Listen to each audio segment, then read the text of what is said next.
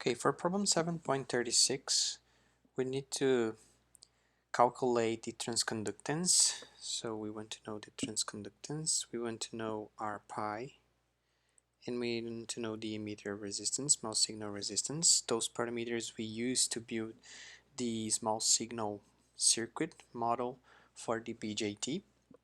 And one thing is that we know that the beta, the common emitter current gain, is 100.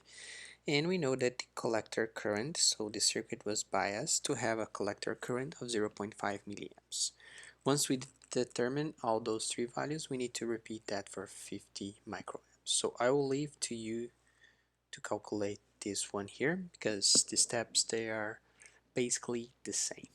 Okay, so for R pi in the transconductance, we can represent the BJT as the pi model. Okay, so for the pi model, we have the base here, we have the collector here, and we have the emitter here. Between the base and the emitter, we have R pi, and the voltage across R pi, it's VBE.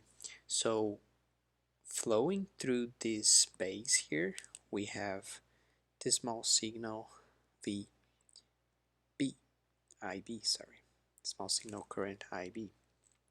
And the current at the collector, in this case here, because it's the pi model, not the hybrid pi model, we have the current of a current source here that forces the current IC to be GMVBE. Okay, so this one here. And then, as we know, the current at the base here and the collector here, they combine to become the current at the emitter down here.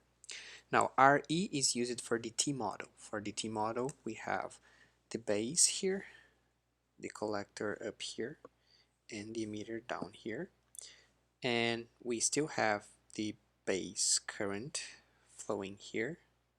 The collector current is defined by the transconductance times VBE, and VBE is the voltage across this emitter resistance. So down here we still have our small signal emitter current. Okay, so we can replace the BJT in a DC circuit using those small signal models, and we also need to short circuit all the DC voltage sources that we have on the DC bias circuit.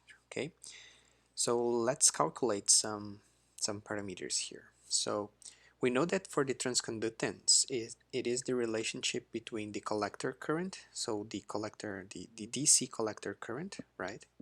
So this small, the capital I, capital C here divided by the thermal voltage, right? And because the problem, it doesn't say anything about temperature or any specific value of Vt, we use that Vt equals to 25 millivolts.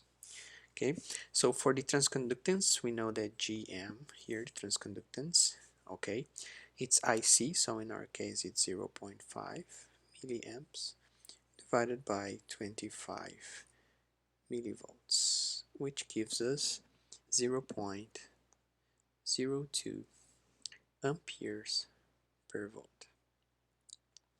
Okay, so that's the transconductance. Now, to calculate R pi, we need to take the ratio between the thermal voltage here and the current at the base. And because we know that the amplifying circuit using BJT operates in the active mode region, we can use this current, this relationship between collector current and base current using the common emitter current gain to calculate the base current, right?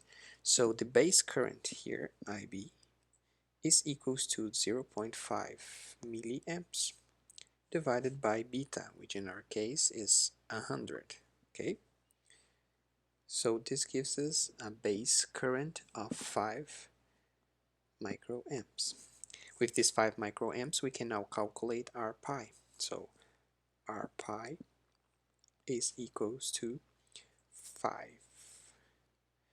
25 millivolts, divided by 5 microamps. And our R pi here is 5 kilo ohms. So that's the second parameter. And for the emitter current, okay, we can use the equation. You can calculate alpha But because alpha is equals to beta divided by beta plus 1, which in our case is approximately 0.99, right? We can approximate Re as 1 over Gm, 1 over Gm, the transconductance, right? Which is 1 over 0.02, which gives us an emitter resistance of 50 ohms. Now you can repeat this process here by just changing the values of IC, so it goes from 0.5 milliamps to 50 microamps, but the methodology itself is just the same.